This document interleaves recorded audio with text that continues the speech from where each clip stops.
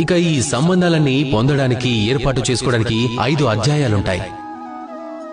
మొదటి అధ్యాయం ఒక వ్యక్తికి కానుకివ్వడం, తనను కలవడం లేదా తనను చూడటం. రెండవ అధ్యాయం ఒక వ్యక్తి మనకు నచ్చడం.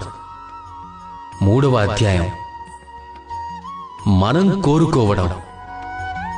ఈ వ్యక్తి నాకు మిత్రుడిగా కావాలని, నా జీవితంలో ఉండాలని, లేదా మనం ఒకరితో ఒకరం ప్రేమలో పడ్డామని ఆలోచించడం, లేదా ఇలా ఆలోచించడం, ఈ వ్యక్తి జీవితాంతం నాకు తోడుగా, నాకు భాగస్వామిగా మారి నా జీవితంలో ఉండాలని.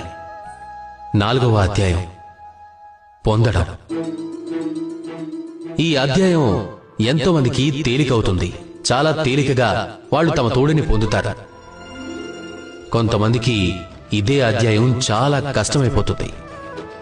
ఎన్నో కష్టాలను ఎదుర్కొని వాళ్ళు తమ తోడుని పొందుతారు, కానీ పొందే తీరుతారు. ఇప్పుడొచ్చేది 5వది, చివరిది, అలాగే అన్నింటికంటే ముఖ్యమైన అధ్యాయం, ఆ సంబంధాన్ని నిలబెట్టుకోవటం. ఇక ఈ విషయం ప్రతి వ్యక్తి నేర్చుకోవడం మంచిది.